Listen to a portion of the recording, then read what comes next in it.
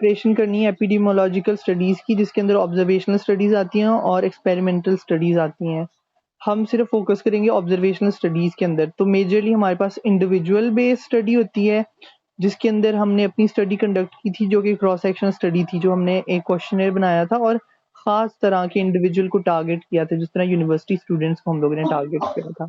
और कुछ ना पॉपुलेशन स्टडी होती हैं। पॉपुलेशन स्टडी या population screen based show study करवाओ ना ताकि हमें समझ भी आए। नहीं, ये बहुत ज़्यादा बेसिक चीज़ है, इसकी डिटेल हमने आगे जानी, इस वजह से फास्ट हूँ मैं थोड़ा सा। अच्छा ठीक है। तो इंडिविजुअल स्टडी, हमने इंडिविजुअल बेस्ड स्टडी देखी, जो कि एक ऑब्जर्वेशनल स्टडी थी, और cross section study individual study को कहते हैं, ठीक है। और उसके अंदर हमारे पास क्रॉस सेक्शनल स्टडी जो हमने किया था, जो हमें पता है ऑलरेडी। अगर पॉपुलेशन बेस्ड स्टडी की बात की जाती है ना, वो भी हमारे पास ऑब्जर्वेशनल स्टडी होती है। अब ऑब्जर्वेशनल स्टडी होती क्या है कि उसके अंदर आप ना सर्टेन तरह की चीज़ें लेते हैं, जो कि आप लोगों से पूछते हैं, या फिर वो ऑब्जर्व्ड फॉर्म के अंदर आपके पास होती है, या थ्योरेटिकल डाटा होता है। आपको स्क्रीन नहीं शो हो रही आपकी? मेरी स्क्रीन नहीं शो हो रही? नहीं, ज़ुनैरा, आपको हो रही है? मुझे नहीं भी हो नहीं हो रही। रही, यही तो कहा था पहले।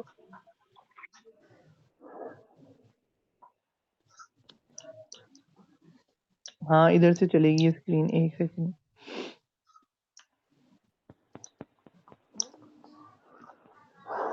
अब शो हो रही है? नहीं। नहीं। हम्म,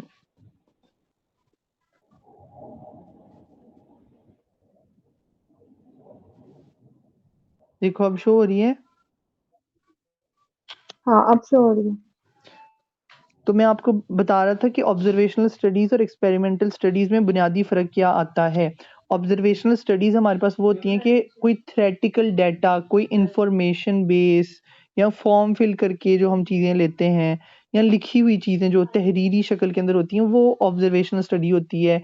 कि हम लोगों को ऑब्जर्व करके या उनसे हाल चाल पूछ कर जो स्टडीज़ कंडक्ट करते हैं, उनसे इंटरव्यू लेकर स्टडी कंडक्ट करते हैं, या उनको कोई क्वेश्चनेयर दे देते हैं। और एक्सपेरिमेंटल स्टडीज ऑब्जर्व करके। ऐसी स्टडीज होती हैं, ऑब्वियसली उसके लिए आपको एक्सपेरिमेंट करना पड़ता है, और वो काफ़ी काफ़ी लंबी स्टडीज होती हैं, बहुत देर देर तक वो चलती हैं, और हिट एंड ट्रायल की बेस के ऊपर वो स्टडीज होती हैं। तो अब पहली सतह के ऊपर पॉपुलेशन और इंडिविजुअल स्टडी में फ़र्क कर लेते हैं।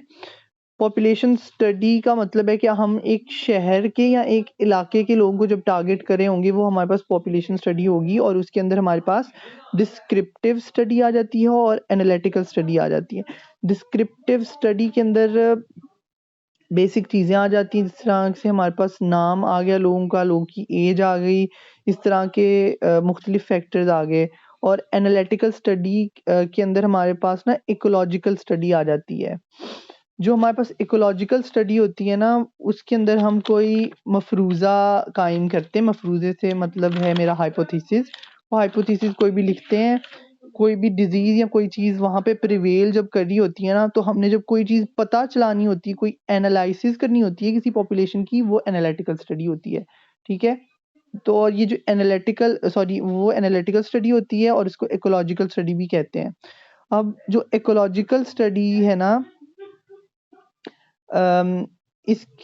ये पॉपुलेशन के ऊपर होती है, और जो हमारे पास क्रॉस सेक्शनल स्टडी थी, या कोहोर्ट स्टडी थी, या केस कंट्रोल स्टडी थी, ये भी हमारे पास एनालिटिकल स्टडी का हिस्सा है। तो एक इंडिविजुअल, पर्टिकुलर तरह के इंडिविजुअल के ऊपर जब स्टडी की जाएगी एक इंस्टीट्यूट के, तो उनके ऊपर भी एनालिटिकल स्टडी हो सकती है। मिसाल के तौर पर हम वुहान के अंदर रहते हैं, हम चाइना के अंदर हैं इस वक्त, और वुहान के अंदर हमारी यूनिवर्सिटी से फॉर एग्जांपल कोविड-19 जो है वो फैलना शुरू हुआ, 1-2 लोगों के अंदर सिम्पटम्स आए, तो फिर हम उन बच्चों के ऊपर एनालिटिकल स्टडी कंडक्ट करेंगे। समझ आई है मेरी बात की? हेलो? हाँ, इतनी नहीं आई, आधी आई है समझ। डिस्क्रिप्टिव स्टडी और एनालिटिकल स्टडी में थोड़ा फ़र्क हुआ है? एनालिटिकल स्टडी मतलब पर पर्सन इंडिविजुअली? नहीं, एनालिटिकल स्टडी पूरी पॉपुलेशन के ऊपर भी हो सकती है।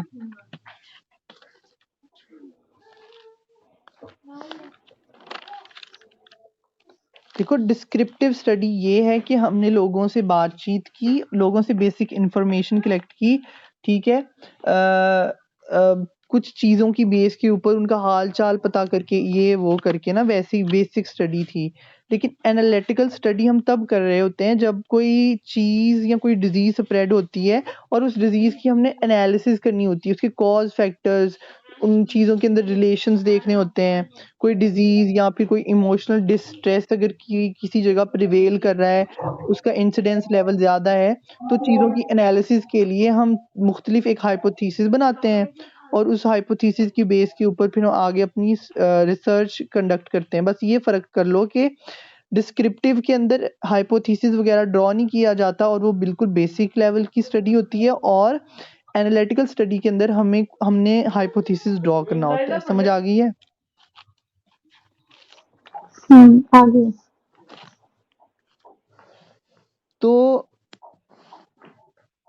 तो हमने पॉपुलेशन को भी स्टडी नहीं किया, हम ना इंडिविजुअल बेस्ड स्टडी कर रहे हैं। और इंडिविजुअल बेस्ड स्टडी के अंदर एक तो हमारे पास केस रिपोर्ट स्टडी आती है और एक हमारे पास एनालिटिकल स्टडी आती है। अब जो क्रॉस सेक्शनल स्टडी है ये पहला फेज होता है, जो कोहोर्ट स्टडी होती है वो दूसरा फेज होता है, और जो केस कंट्रोल स्टडी है तीसरा फेज कह लो। ये 3 डिफरेंट स्टडीज होती हैं। अगर हमने बहुत ज़्यादा डेप्थ के अंदर किसी चीज़ की जाना हो तो फिर हम केस कंट्रोल स्टडी करेंगे, वरना हम कोहोर्ट स्टडी करेंगे। कोहोर्ट स्टडी के अंदर हमें पता है प्रोस्पेक्टिव और रेट्रोस्पेक्टिव स्टडी आ जाती है। और क्रॉस सेक्शनल स्टडी जो हमने कंडक्ट की थी, कोई भी क्वेश्चनेयर बनाकर, वैसे ही हमने कोई न्यूज़ के ऊपर कोई खबर सुन ली कि भाई इस तरह से पाकिस्तान में या पाकिस्तान की इंस्टीट्यूट के अंदर या एक इलाके में किसी चीज़ की प्रेवलेंस है, तो हम ये नीड ऑफ स्टडी थी हमारी कि हमने देखा बहुत ज़्यादा वबा फैल रही है। जिस तरह अब फोग है या स्मोक बहुत ज़्यादा फैल रही है लाहौर के अंदर, तो ये हमने बस देखा, हम बाहर निकले और हमने देखा कि स्मोक बहुत ज़्यादा फैल रही है और इसकी वजह से लोगों को अफेक्ट आ रहा है। तो लोगों के ऊपर स्मोक का अफेक्ट चेक करने के लिए कि उनमें रेस्पिरेटरी डिजीज़ या इस तरह के मसले मसाइल तो प्रिवेल नहीं कर रहे, इस चीज़ को चेक करने के लिए हमने क्रॉस सेक्शनल स्टडी कर ली। अब ये बात बहुत ज़्यादा गौर से सुनो, ये स्नैपशॉट स्टडी इसको इसी वजह से कहा जाता है क्योंकि ये अचानक है और इसमें रिजल्ट्स अचानक आते हैं कि आज मैंने बाहर निकल के देखा कि स्मोक है या कोई मसला है, मैंने स्मोक का एक क्वेश्चनेयर तैयार किया और उसको मैंने भेजा, सर्कुलेट किया अच्छी तरह से, ठीक है, और इसके रिजल्ट्स मुझे फौरी तौर पे आना शुरू हो जाते हैं। मतलब हम जब रिस्पॉन्सेज शीट चेक करते हैं, अगर मैंने 100 बंदों से वो क्वेश्चनेयर फिल करवाया है तो फौरी तौर पे मेरे पास रिजल्ट्स अवेलेबल होंगे। लेकिन नॉर्मली क्रॉस सेक्शनल स्टडी जो है वो अप टू 6 मंथ्स जाती है। मतलब हम अच्छी तरह कंडक्ट करते हैं एक इंडिविजुअल बेस के ऊपर भी। हो सकता है कि मैं उसको प्रिंट करवा लूँ और मेरे पास और ज़्यादा लोगों की एक्सेस ना हो। अब मैं अपनी यूनिवर्सिटी लेवल तक तो क्रॉस सेक्शनल स्टडी के अंदर टारगेट कर सकता हूँ, लेकिन मैंने लाहौर के इंडिविजुअल्स को अगर टारगेट करना है तो मुझे तो उन सारे लोगों तक जाना पड़ेगा। मैं एक इलाका लाहौर का टारगेट करूँगा और लाहौर इतना बड़ा है, इस वजह से इसको जो है वो 6 मंथ्स तक भी लग सकते हैं। अभी हम इंट्रोडक्शन के अंदर ही हैं, हम इसकी अभी तक डिटेल में नहीं गए, और कोहोर्ट स्टडी को भी जान लेते हैं कि कोहोर्ट स्टडी क्या होती है। कोहोर्ट स्टडी हमारे पास रेट्रोस्पेक्टिव भी हो सकती है और प्रोस्पेक्टिव भी हो सकती है। ये चीज़ बहुत ज़्यादा गौर से आप लोगों ने याद रखनी है कि रेट्रोस्पेक्टिव और प्रोस्पेक्टिव स्टडी में क्या फ़र्क है। जो रेट्रोस्पेक्टिव स्टडी, अगर मैं आज रेट्रोस्पेक्टिव स्टडी कंडक्ट करूँगा ना, इसका मतलब ये है कि मैं ऐसे इंडिविजुअल्स को टारगेट कर रहा हूँ जो पहले पास्ट के अंदर किसी रिसर्च का हिस्सा रह चुके हैं।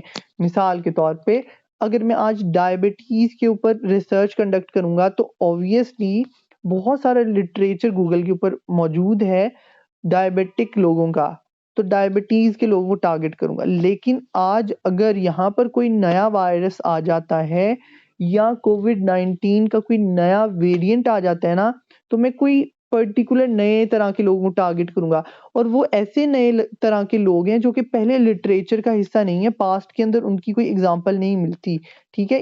ये दोनों इंडिविजुअल्स का फ़र्क है दोनों के अंदर। पुराने इंडिविजुअल्स को अब टारगेट करूँगा तो रेट्रोस्पेक्टिव, और बिल्कुल नए तरह के इंडिविजुअल्स को टारगेट करूँगा जो लिटरेचर का हिस्सा नहीं रहे, वो प्रोस्पेक्टिव कोहोर्ट स्टडी है। समझ आई?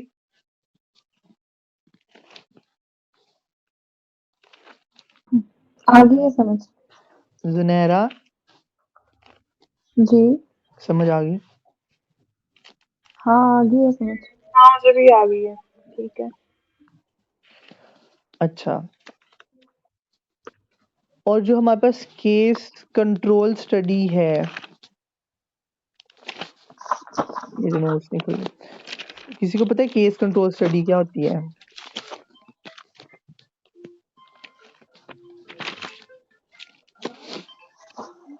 केस कंट्रोल स्टडी में ना हम पीछे की तरफ जाते हैं। मतलब जैसे फॉर एग्जांपल अगर कोई डिजीज हुई है, वो हमने उसकी देखना है कि वो हुई किस वजह से है। जैसे मैंने एक एग्जैक्टली। एग्जांपल दी थी, फूड पॉइजनिंग की। फूड पॉइजनिंग, जैसे हाँ फूड फूड पॉइजनिंग पॉइजनिंग हुई वाली। है, वो हमने उसका बैक जाना है और देखना है कि वो हुई किस वजह से है। क्या क्या खाया है या क्या चीज उस बंदे ने डाइट में ली है, तो उसकी वजह से फूड पॉइजनिंग हुई है। ये उसमें केस कंट्रोल में आएगा ना। बिल्कुल ऐसे ही है। अब अगर हमारे पास कोई भी स्टेटमेंट आ जाती है, उस स्टेटमेंट के शुरू के अंदर कोई भी बीमारी लिखी हुई है, कोई भी डायबिटीज लिखी हुई है, कोई मैलिग्नेंट कैंसर, मैलिग्नेंट ट्यूमर लिखा हुआ है, लंग कैंसर लिखा हुआ है, इसका मतलब है कि ये केस है। स्टेटमेंट जो हमें पेपर में आएगी उसकी वर्डिंग काफी ज्यादा मुश्किल होगी, लेकिन आपने उसकी वर्डिंग पे फोकस नहीं करना। आप लोगों ने देखना है कि अगर कोई केस सबसे पहले लिखा हुआ है, कोई बीमारी लिखी हुई है, कोई इलनेस लिखी हुई है, इसका मतलब है ये केस है। तो केस से हम कंट्रोल की तरफ जाएंगे। ठीक है, समझ आई? जी तो केस कंट्रोल स्टडी के अंदर हम जो है वो बैकवर्ड मूव कर रहे होते हैं।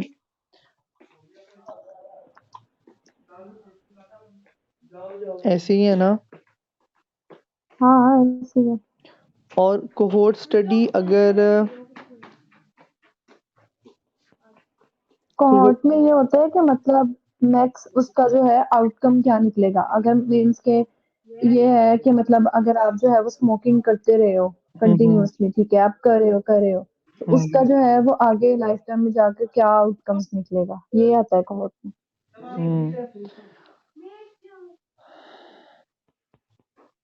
अब डिसीज चांस। केस कंट्रोल और कोहोर्ट स्टडी को हम इस तरह से डिफरेंशिएट भी कर सकते हैं कि कोहोर्ट स्टडी के अंदर अगर हम लंग कैंसर की बात करें, दोनों स्टडीज के अंदर अगर लंग कैंसर की बात करें और वो अल्ट्रा वायलेट, वो हमारे पास एक्स रेज की वजह से अगर लंग कैंसर हो रहा है, तो केस कंट्रोल में पहले लंग कैंसर का जिक्र होगा और उसके बाद उसकी एसोसिएशन देखी जा रही होगी रेज के साथ। मतलब कि हम पास्ट में जाएंगे, जबकि कोहोर्ट स्टडी के अंदर हमारे पास अगर कोहोर्ट स्टडी के अंदर हमारे पास पहले रेज होंगी, एक्सपोजर होगा रेज का, एक्स रेज का, उसके बाद हम एक्सपेक्ट कर सकते हैं कि इसके आउटकम्स ये निकल सकते हैं। लंग कैंसर हो सकता है, म्यूटेशन हो सकती है, म्यूटेशन की वजह से फिर कॉन्जेनिटल डिसऑर्डर हो सकता है। हम हो सकता ही है कि टर्म इस्तेमाल करेंगे कोहोर्ट स्टडी के अंदर, जबकि केस कंट्रोल स्टडी में बीमारी हुई है, हमने उसकी कॉज तक पहुंचना है। समझ आई? कोहोर्ट दोबारा बताऊं? आ गई है समझ। जुनैरा आ गई है? वैसे वैसे क्रॉस सेक्शनल की एक दफा समरी दोबारा बता दो कि सबसे पहले वाले की, क्योंकि उसकी केस कंट्रोल की भी आ गई है समझ, उसकी भी आ गई है, कोहोर्ट की भी आ गई है। क्रॉस सेक्शनल दोबारा बता दो। हाँ, क्रॉस सेक्शनल का मैंने बहुत ज़्यादा जिक्र भी नहीं किया था एक्चुअली। मैं अभी भी थोड़ा-थोड़ा चखा रहा हूँ आप लोगों को, इसके बाद इनकी मज़ीद ज़्यादा डिटेल में जाएँगे। क्रॉस सेक्शनल स्टडी जो है वो स्नैपशॉट स्टडी होती है। वन टाइम इंटरेक्शन होता है इसके अंदर और फ्यू डेज़ से फ्यू मंथ तक हो सकती है। इसके अंदर हमारे पास प्रेवलेंस आती है, प्रेवलेंस स्टडी होती है ये। प्रेवलेंस का क्या मतलब होता है? Total number of cases at a certain point of time. और प्रेवलेंस हमें पता है परसेंटेज के अंदर आती है। और प्रेवलेंस दो तरह की होती है, पॉइंट प्रेवलेंस भी हमें पता चल सकती है क्रॉस सेक्शनल स्टडी से, या पीरियड प्रेवलेंस भी पता चल सकती है क्रॉस सेक्शनल स्टडी से। Point prevalence at the same time, सुबह अगर मैं आके क्लास में पूछूं आप लोगों ने नाश्ता किया, कुछ कहेंगे किया, कुछ कहेंगे नहीं किया, तो इसका मतलब है मेरे पास फॉरेन रिजल्ट्स आए हैं, तो ये पॉइंट प्रेवलेंस है, सुबह के नाश्ते का पता चला है। पीरियड प्रेवलेंस का मैं पूछूंगा, क्या आपने पिछले सैटरडे से लेकर आज भी सैटरडे है, अब तक आपने क्या गोश्त खाया, क्या आपने मीट खाया? तो ये पीरियड प्रेवलेंस होगी, जो कह देंगे खाया या नहीं खाया, मतलब इस तरह से। या ये ज़्यादा बेहतर ये इस तरह से होगा कि पिछले इतवार से लेकर आज कल तक, या आज सैटरडे या पिछले सैटरडे से अभी सैटरडे तक किसी को फ्लू वगैरह तो नहीं हुआ। तो ऑब्वियसली जिनको फ्लू हुआ होगा तो वो पीरियड प्रेवलेंस में आ जाएंगे। एक पीरियड है, पॉइंट प्रेवलेंस का ये हो जाएगा कि आज किसी को जुकाम तो नहीं फील हो गया, आज किसी को हेडेक तो नहीं है सुबह से, तो ये एक पॉइंट प्रेवलेंस है। समझ आ गई? आगे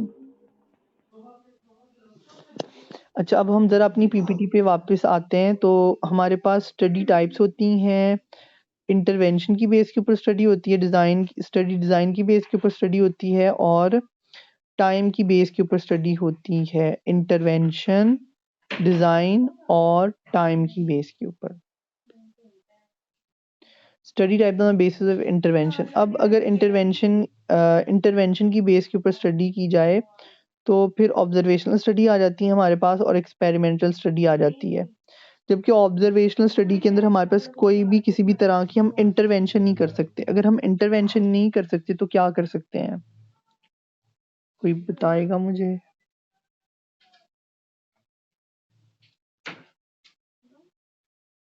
हम ना इंटरवेंशन नहीं कर सकते ऑब्जर्वेशनल स्टडीज के अंदर, इंटरवेंशन नहीं बता सकते।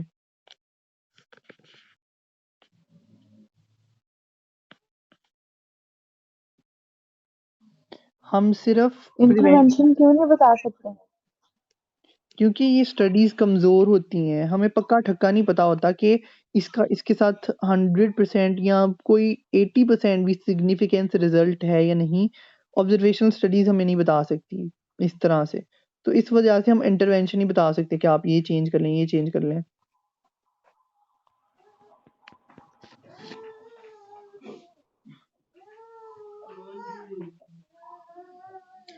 लेकिन हम उनको जो है, हम उनको ना ये कह सकते हैं कि क्या कहते हैं उसको, क्या कह सकते हैं उनको, यहाँ लिखा नहीं हुआ। एक होती है इंटरवेंशन और दूसरी होती है पहले वो जो इकदामात किए जाते हैं उनको क्या कहते हैं? पहले से ही उसका ख्याल करना, वो हम कह सकते हैं प्रिवेंशन। प्रिवेंशन। हाँ एग्जैक्टली, प्रिवेंशन का बता सकते हैं हम, इंटरवेंशन का नहीं बता सकते। क्योंकि इंटरवेंशन तो बीमारी लगने के बाद इंटरवेंशन होती है ना, सेहत याबी की तरफ इंटरवेंशन। हाँ तो हम उनको प्रिवेंशन बता दें कि किस तरह से बच सकते हैं। क्योंकि हमारे पास जो रिजल्ट्स होते हैं वो लेस सिग्निफिकेंट होते हैं, तो हम उनको कहेंगे कि हमें लगता है ये फैक्टर हैं इस बीमारी के अंदर, तो आप ये चीज़ ना इस्तेमाल करें। पानी जो है वो ढाँप के रखें, खुला पानी ना छोड़ें डेंगू के लिए, ये वो। तो ये हमारे पास प्रिवेंशन होगी, ये इंटरवेंशन नहीं होगी। अगर डेंगू हो गया तो हम कहेंगे भई आप जूसेस पिएँ, फ्रूट जूसेस पिएँ और इस तरह की चीज़ें करें, ये इंटरवेंशन होगी। ठीक है।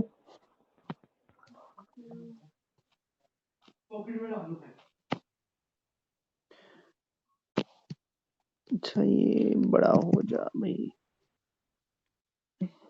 अच्छा, अब इंटरवेंशन की बेस के ऊपर हमारे पास 2 स्टडीज़ आई हैं, एक डिस्क्रिप्टिव है और दूसरी एनालिटिकल है। डिस्क्रिप्टिव स्टडी में इंस्टीट्यूशनल सर्वेज आ जाते हैं और कम्युनिटी सर्वेज आ जाते हैं जिसमें क्रॉस सेक्शनल स्टडी है, जबकि एनालिटिकल स्टडी के अंदर कोहोर्ट या केस कंट्रोल स्टडी आती है। मुझे आप दोनों में से कोई कोहोर्ट और केस कंट्रोल स्टडी को दोबारा बता दे और उसको लिंक करे एनालिटिकल स्टडी से।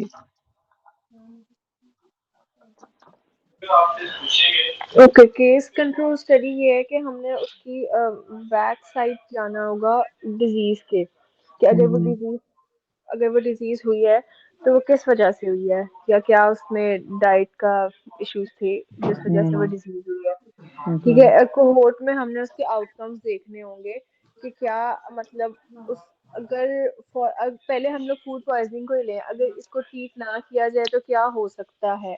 स्टमक ठीक प्रॉब्लम्स हो सकती हैं, एसिडिटी हो सकती है, और ठीक है। क्या क्या हो सकता है। हम्म। ठीक है।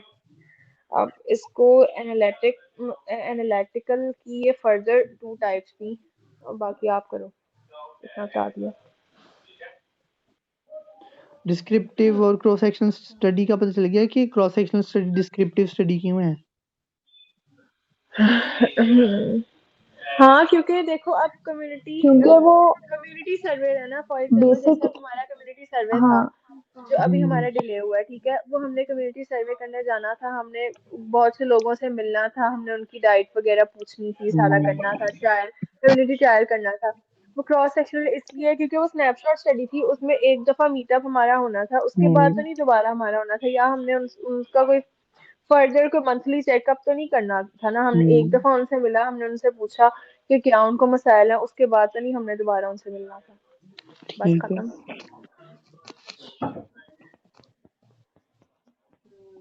अब जो इंटरवेंशन की बेस के ऊपर स्टडी होती है उसको हम कहते हैं एक्सपेरिमेंटल स्टडी, जिसके अंदर रेंडमाइज्ड कंट्रोल ट्रायल्स आ जाते हैं और दूसरे कम्युनिटी ट्रायल्स आ जाते हैं। रेंडमाइज्ड कंट्रोल ट्रायल्स में हमने वैसे क्लास में बताया था, किसको याद है?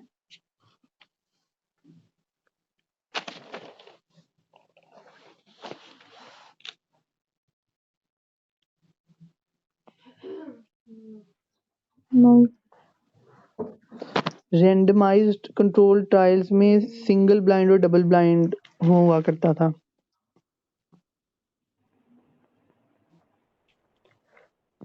सिंगल ब्लाइंड वो होता है कि आपने कोई एक्सपेरिमेंट करना है किसी दवाई का पेशेंट्स के ऊपर, तो पेशेंट्स को नहीं पता होता कि क्या उनको मेडिसिन दी जा रही है, लेकिन डॉक्टर को पता होता है कि क्या उसको मेडिसिन कौन सी वाली मेडिसिन है और कौन सी वाला एक्सपेरिमेंट वाली मेडिसिन है।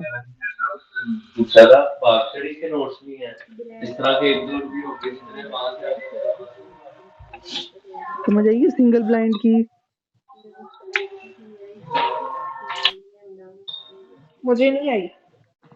सिंगल ब्लाइंड एक रेंडमाइज्ड कंट्रोल ट्रायल की एक एग्जांपल है। सिंगल ब्लाइंड में ऐसा होता है कि डॉक्टर मैं एज अ न्यूट्रिशनिस्ट हूँ, मैं डॉक्टर के पास गया हूँ, मैं कह रहा हूँ कि मैंने ये नया सप्लीमेंट बनाया है, मैंने लोगों पे इसका इम्पैक्ट चेक करना है, मैं डॉक्टर को कुछ पैसे दूंगा और डॉक्टर उसके एवज जो है ना अपने मरीजों में से, अगर उसके 20 मरीज हैं 20 में से 10 को वो मेरे सप्लीमेंट दे देगा और 10 को कोई और ये नॉर्मल वाले सप्लीमेंट दे देगा, पुराने वाले सप्लीमेंट। और डॉक्टर को पता होगा कि इन 10 लोगों को मैंने ये चीज़ दी है, तो ये सिंगल ब्लाइंड है।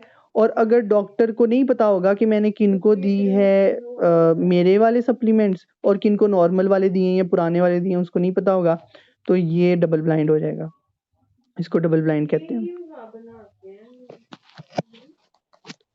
ठीक है। ठीक है, मेरी बात अब गौर से सुनना और ये याद भी होनी चाहिए जो बात अभी करने लगा हूँ। हमने देखा है कि इंटरवेंशन की बेस के ऊपर 2 तरह की स्टडीज़ होती हैं, एक डिस्क्रिप्टिव स्टडी होती है, एक एनालिटिकल स्टडी होती है।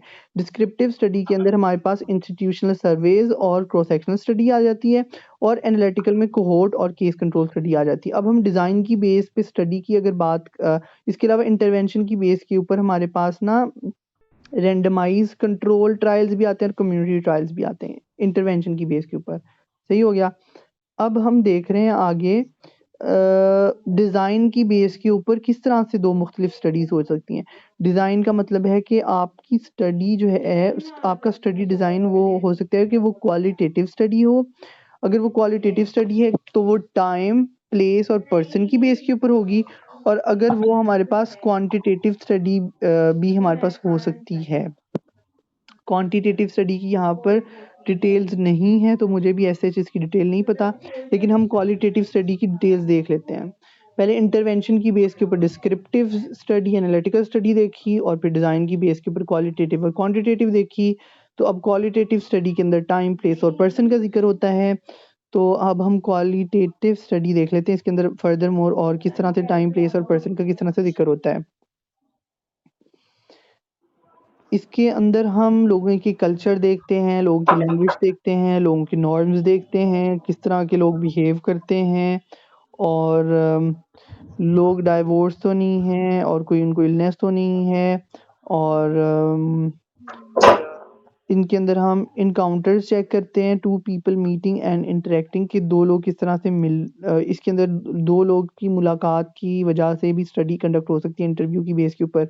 इसमें रोल्स मैटर करते हैं कि जो लोग हैं वो किस सीट के ऊपर हैं, उनका एक्चुअली उनका लाइफ़स्टाइल या फिर उनका स्टैंडर्ड क्या है, मिडल क्लास, लोअर क्लास वगैरह उसमें रोल्स आ जाते हैं और उनकी रिलेशनशिप्स कैसे हैं लोगों के साथ, फ्रेंड्स के साथ, जानवरों के साथ और अपने अपने आप के लोगों के साथ। वो एरोगेंट लोग तो नहीं हैं या बहुत ज़्यादा अखलाकियात वाले लोग हैं। मिसाल के तौर पर अगर हम मज़हबी तबके को टारगेट करते हैं तो हमें पता लगता है मज़हबी तबका जो है वो बहुत ज़्यादा शफ़ीक होता है, बहुत फ्रेंडली होता है, वो कोशिश करता है किसी का दिल ना दुखाएँ ये वो।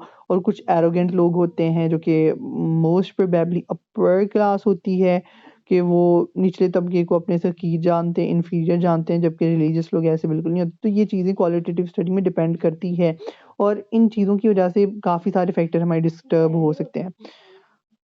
सेटलमेंट्स भी देखी जाती हैं कि गाँव के लोग हैं, नेबरहुड्स के साथ या स्मॉल कम्युनिटी के साथ उनका किस तरह से रहन-सहन है। जब हम मज़ीद डिज़ाइन की बेस के ऊपर देखते हैं तो यहाँ पर डिस्क्रिप्टिव रिसर्च आती है, इकोलॉजिकल स्टडी आती है और भी बहुत सारी चीज़ें यहाँ पर हमारे पास आ जाती हैं। रैंडमाइज़ कंट्रोल्ड ट्रायल्स आ जाते हैं यहाँ पर, तो ये डिज़ाइन की बेस के ऊपर है। वो जो हमने सिंगल ब्लाइंड या डबल ब्लाइंड पढ़ा था वो भी डिज़ाइन की बेस के ऊपर क्लासिफ़िकेशन थी इन चीज़ों की। अब किस तरह से टाइम की बेस के ऊपर किस तरह से हमारे पास स्टडी टाइप्स होती हैं। देखो सबसे दोबारा रिवाइज़ करवा रहा हूँ। देखो हमने स्टडी टाइप्स देखी थी, मुझे कोई रिवाइज़ कर देगा? स्टडी टाइप्स तो हम पहले पढ़ी इंटरवेंशन की बेस के ऊपर और दूसरी किसके ऊपर बेस करी थी? डिज़ाइन की बेस के ऊपर। कोई रिवाइज़ कर देगा?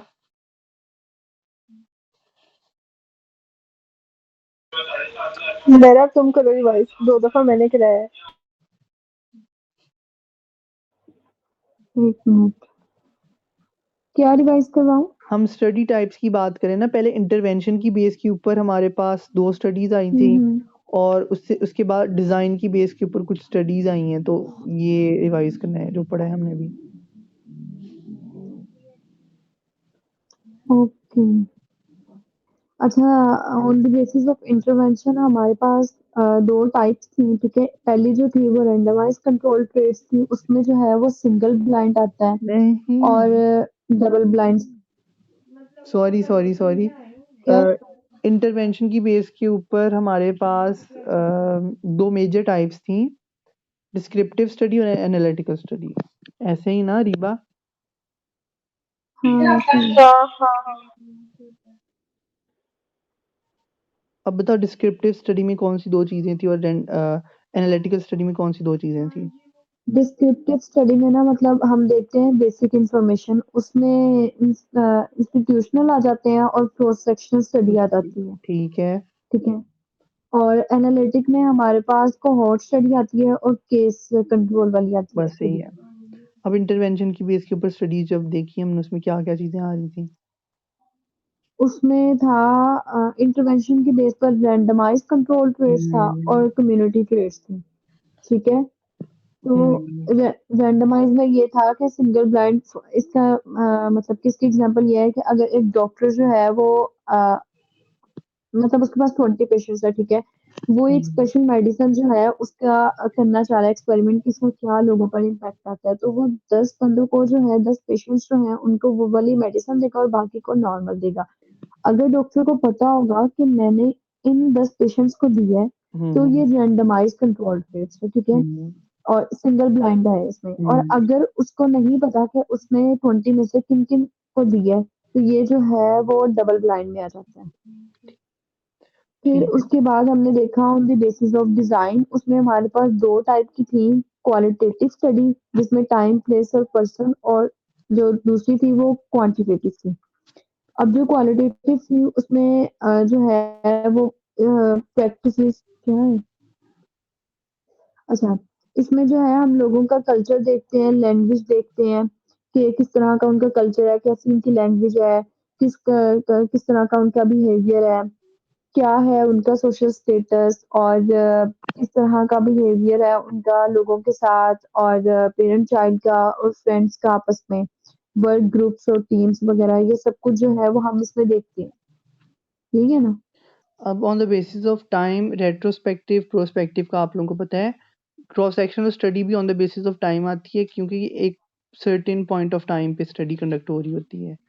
मतलब मैंने बताया था ना, मैं अभी बाहर निकलूँ और फॉग नज़र आए तो मेरे ज़हन में आइडिया आएगा कि इसका इम्पैक्ट चेक करता हूँ, इसकी वजह से क्या-क्या लोगों को बीमारियाँ हो रही हैं। तो ये अभी एक सीज़न सर्दियों का टाइम, ठीक है?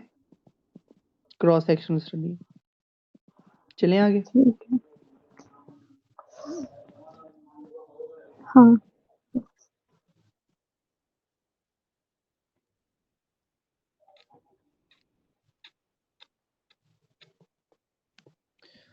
हमारे पास जो कोहोर्ट स्टडी है वो फॉरवर्ड इन टाइम होती है। हाँ, हमने ये चीज़ डिस्कस की थी कि अगर हमारे पास कोई बीमारी, जिस तरह अरीबा ने भी बताया था कि अगर डायरिया है तो उसकी वजह से ये हो सकता है, तो ये फॉरवर्ड इन टाइम होगी। Case control study backward in time, ये हमें पता है ऑलरेडी।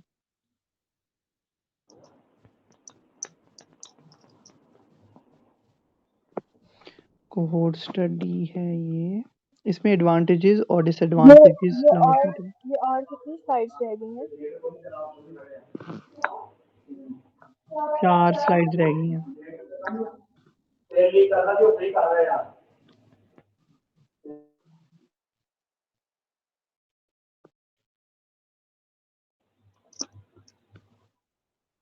अच्छा, अब अगर कोई स्टेटमेंट आती है और आप लोगों को लग रहा है कि ये हमारे पास कोहोर्ट स्टडी है, कैसे पता चलेगा? क्योंकि वो फॉरवर्ड इन टाइम होगी। मैम ने अच्छा। स्टेटमेंट्स नहीं दी? नहीं। मैम ने कहा था मैंने अपलोड की है। एलएमएस पे ना की अलहदा से की होंगी। लहदा से की होंगी, वो डाउनलोड करके नहीं भेजी हुई। अच्छा, हमारे पास कोई भी स्टेटमेंट आती है और अल्लाह कुछ करके हम उसको डायग्नोज कर लेते हैं कि ये कोहोर्ट स्टडी है, मतलब कि वो फॉरवर्ड इन टाइम होगी।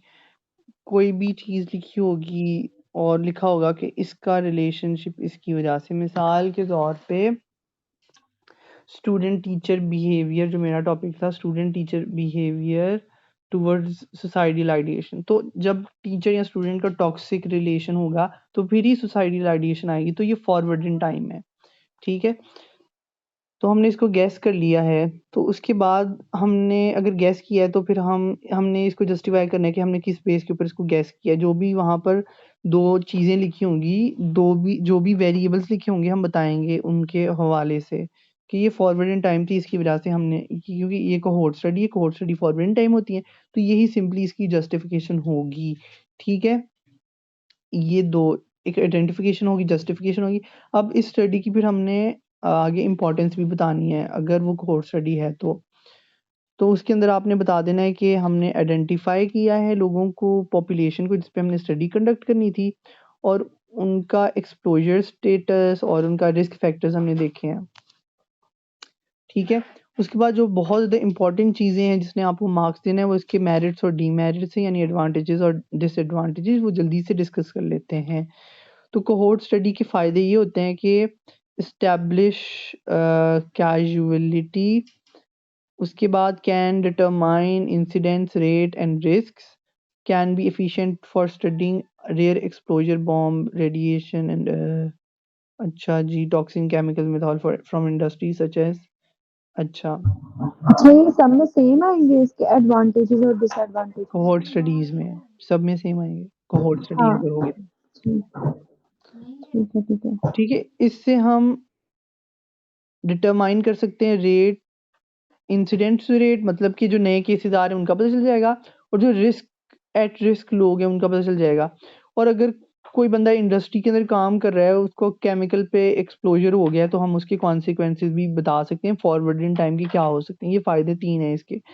इसके नुकसानात क्या हैं? मतलब नुकसानात तो नहीं कहेंगे, इसकी लिमिटेशन कहेंगे कि ये चीज़ें, ये स्टडी इन चीज़ों पर कादिर नहीं है। ये इनएफिशिएंट है as must follow many subject long period of time. Inefficient as must follow many subjects, long period of time, expensive, rare exposure, need large sample size, results are not available for a long time, bias due to attribute and loss to follow up। अच्छा, ये inefficient इस वजह से क्योंकि क्योंकि इसमें बहुत सारी चीज़ों को आपको कवर करना पड़ता है और ये काफ़ी लंबी स्टडी चलती है। कोहोर्ट स्टडी लंबी होती है, it's not a snapshot study. ये कोहोर्ट स्टडी है तो ये काफ़ी लंबा चलती है। मतलब हमने मुख्तलिफ फैक्टर्स को पहले तलाश करना होता है और उन फैक्टर्स के साथ एसोसिएशन चेक करनी होती है। अगर उनके साथ उसकी एसोसिएशन हो रही है, इसका मतलब ये है कि अगर किसी बंदे के ऊपर अल्ट्रा वायलेट रेज का इफेक्ट हुआ है ना, तो अब हम उसके साथ फॉलो अप लेते रहेंगे लंबे अरसे तक, जब तक उसकी डीएनए में म्यूटेशन नहीं आएगी, सालों लग जाएंगे शायद। तो अगर उस पे म्यूटेशन आ गई तो फिर हम अपनी रिसर्च में शाया करेंगे इसकी वजह से ये हो सकता है, ये हो सकता है, ये हो सकता है। ठीक है, समझ आई? और ये महंगी भी है, इतनी लंबे अरसे तक आपने कि उसका फॉलो अप लेना है, ये करना है, वो करना है, तो ऑब्वियसली।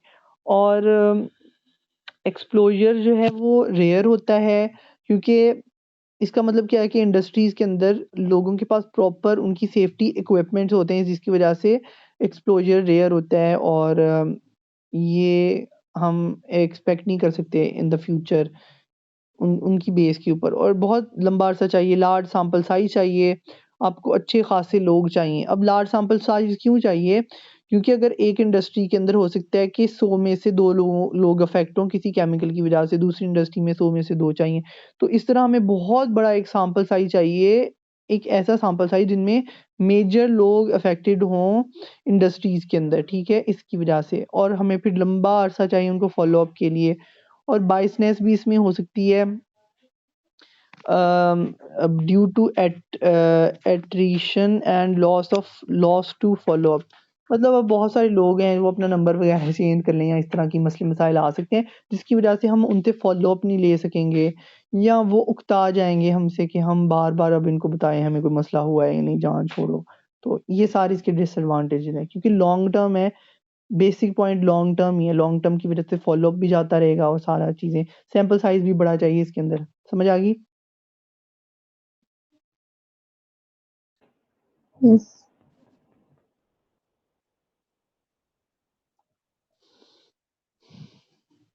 एक एक अब इसका डिज़ाइन किस तरह से होता है कि एक पर्टिकुलर टाइम के ऊपर जितनी भी पॉपुलेशन होती है और उसमें हेल्दी और अनहेल्दी लोग होते हैं, ठीक है? सबसे पहले हम देखते हैं एक्सपोज़्ड, हमारे पास कुछ ग्रुप होते हैं और कुछ हमारे पास अनएक्सपोज़्ड ग्रुप होते हैं। एक्सपोज़्ड ग्रुप में नॉन डिज़ीज़ भी होते हैं, डिज़ीज़ भी होते हैं, अनएक्सपोज़्ड में भी डिज़ीज़ भी होते हैं और नॉन डिज़ीज़ भी होते हैं। एक्सपोज़्ड का मतलब है एक्सपोज़्ड जिनको ये बीमारी हुई होती है, जिनके अबू अजदाद को ये बीमारी हुई होती है, मतलब मैं हूँ, मेरे बेटे को ये बीमारी है ना, वो डिज़ीज़ होगा। वो एक्सपोज़, मेरा बेटा जो है वो एक्सपोज़ का डिज़ीज़ होगा और मेरा एक दूसरा बेटा है जिसको ये बीमारी नहीं है लेकिन मुझे तो बीमारी है ना, तो वो एक्सपोज़्ड का अनडिज़ीज़ होगा। मैं एक्सपोज़्ड हूँ, मेरा दूसरा बेटा अनडिज़ीज़ है, मतलब मेरा दूसरा बेटा एक्सपोज़ का नॉन डिज़ीज़ है। और मेरा पहला बेटा जिसको कोई डिज़ीज़ है, तो वो मैं डिज़ीज़ था या एक्सपोज़ था, तो मैं मेरे एक्सपोज़ का वो डिज़ीज़ है पहला बेटा। समझ आ गई? यस। और इसी तरह अनएक्सपोज्ड यानी कि अब अब अरीबा है, अरीबा की फैमिली के अंदर कोई भी बीमारी नहीं है और उसकी सारा खानदान तंदुरुस्त है, ठीक है? अब उसके अरीबा की अगर आगे कहीं शादी होती है, अरीबा के आगे बच्चे होते हैं, तो वो उनमें बीमारी नहीं होगी। क्यों बीमारी नहीं होगी? क्योंकि अरीबा के अंदर कोई बीमारी नहीं थी। तो अरीबा के बच्चे जो है वो नॉन डिजीज्ड होंगे और अरीबा खुद अनएक्सपोज्ड होगी। लेकिन अरीबा की कोई कज़न है और कज़न की फिर आगे जनरेशन होती है, अरीबा की कज़न भी अनएक्सपोज़ थी, लेकिन उसके बच्चे थे, उनका लाइफ़स्टाइल ऐसा था कि वो ओबेसिटी किस तरह से डेवलप हो गई, जिसकी वजह से उनको डायबिटीज़ हो जाती है। वो ग्रोइंग एज के अंदर वो बहुत ज़्यादा खाना खाते हैं, जिसकी वजह से हमें पता है कि जेनेटिक फैक्टर्स जो है वो ट्रिगर कर जाते हैं, या फिर उनके अंदर तो खैर ट्रिगर नहीं करेंगे जेनेटिक फैक्टर्स, लेकिन ग्रोइंग एज के अंदर ओबेसिटी के ज़्यादा चांसेस होते हैं। हमने पिछले सेमेस्टर में देखा था। तो अगर वो पॉजिटिव एनर्जी की तरफ जाते हैं, वो बहुत ज़्यादा खाते हैं, ओवर न्यूट्रिशन की इनटेक करते हैं, तो उनमें ओबेसिटी डेवलप हो जाएगी। ओबेसिटी डेवलप होने की वजह से उनको डायबिटीज़ हो सकती है। तो अरीबा की कज़न के बच्चे जिन्होंने एहतियात नहीं की और उनका लाइफ़स्टाइल अच्छा नहीं था, वो डिज़ीज़ होंगे। अरीबा की कज़न अनएक्सपोज्ड होगी लेकिन उसके बच्चे डिज़ीज़ होंगे। समझ आ गई है इसकी भी? हाँ ये भी आसान था।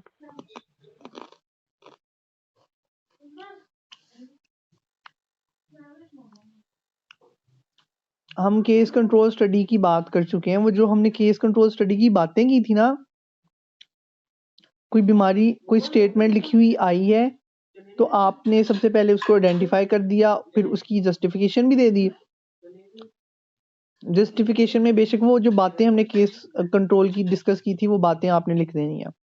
उसके बाद आपने इम्पोर्टेंस में 3 क्वेश्चन होंगे, आइडेंटिफिकेशन, जस्टिफिकेशन और इम्पोर्टेंस। फिर इम्पोर्टेंस के अंदर आपने जो है वो इसके एडवांटेजेस और डिसएडवांटेजेस लिखने हैं। Lung cancer and exposure to radon, lung cancer and indoor air pollution China. इसकी एग्जांपल पढ़ो, समझ आ गई है ना? इसकी एग्जांपल पढ़ के देखो,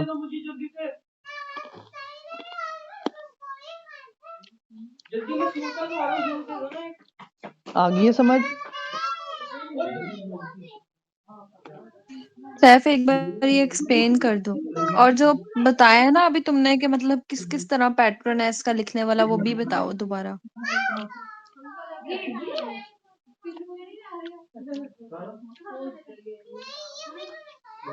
अरीबा तुम बताओगी?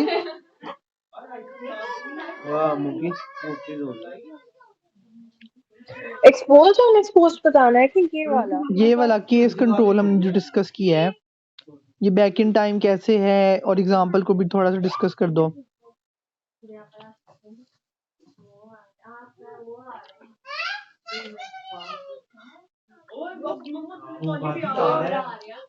यार रुको 1 मिनट। कर दोगी अरीबा? नहीं मेरे ख्याल से आप ज्यादा अच्छा कर लोगे। केस कंट्रोल स्टडी के अंदर हमारे पास कोई भी डिजीज आ सकती है और ये बैक इन टाइम होती है। कोई भी हमें स्टेटमेंट आती, लिखा होता है डायबिटीज लीड्स टूवर्ड्स हाइपरटेंशन, तो नहीं ये नहीं आएगी, ये आ सकती है diabetes, the prevalence of diabetes due to obesity. समझ आइए स्टेटमेंट की? The rate of prevalence of diabetes due to obesity. तो पहले डायबिटीज एक बीमारी आई है और बीमारी के बाद उसका कॉज आया है, यानी कि केस पहले आया है और कंट्रोल या फिर कॉज उसकी बाद में आई है, और हम वापस जा रहे हैं। आज मुझे डायबिटीज है ना, तो मैं कहता हूँ कि इसकी कॉज ओबेसिटी है, पीछे हुई थी ओबेसिटी और आज मुझे डायबिटीज होगी। तो ये जब पास्ट के अंदर जा रहे होंगे हम, ये हमारे पास केस कंट्रोल स्टडी होगी। समझ आ गई? जी आगे। इसके अंदर एग्जाम्पल भी देख लो। लंग कैंसर बीमारी है, मैंने कहा था कि कोई भी स्टेटमेंट आ गए, बीमारी लिखी हुई है, तो वो केस कंट्रोल स्टडी, आंखें बंद करके। तो देखो लंग कैंसर हो रहा है, एक्सपोजर ऑफ रेडॉन एक एलिमेंट है, इसकी वजह से रेडियो एक्टिव एलिमेंट, इसकी वजह से लंग कैंसर हो रहा है। ये लंग कैंसर हो रहा है इन एयर पोल्यूशन की वजह से चाइना के अंदर। वजह बाद में आई है, बीमारी पहले आई थी, तो ये केस कंट्रोल स्टडी है। जल्दी से इसके एडवांटेजेस और डिसएडवांटेजेस डिस्कस कर लेते हैं। दो हैं, एक इनएक्सपेंसिव है, ये इसमें ज्यादा पैसे नहीं लगते, और ये एफिशिएंट भी है।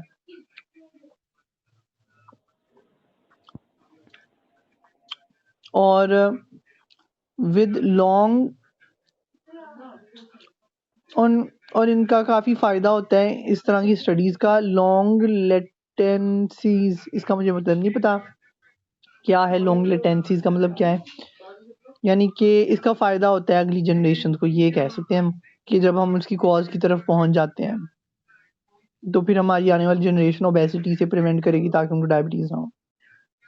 नुकसान इसका ये है कि difficult to select an appropriate comparison group. अब हम इसके अंदर कोई भी हमें मसला होगा कि हम इनका कंपैरिजन किस तरह के लोगों से करें। अब इसका मतलब क्या है?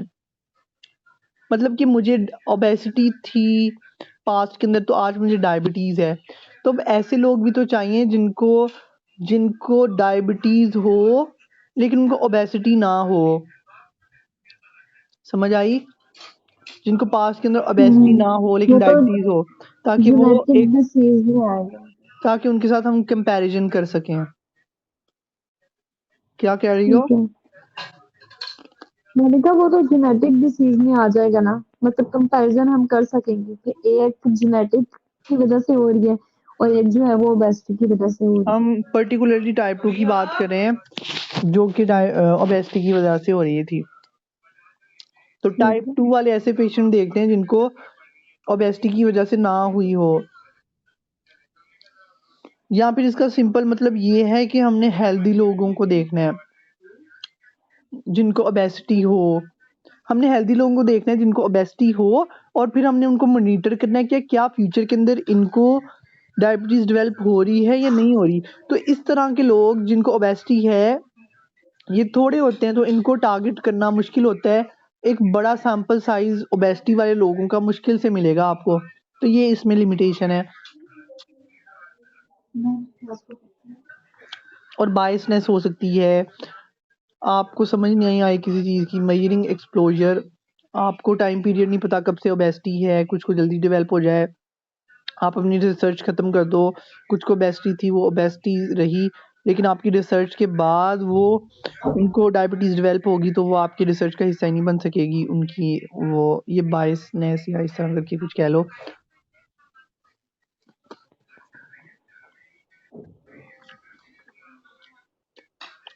सर जल्दी जल्दी खत्म करवाओ प्लीज, काम करना है मुझे।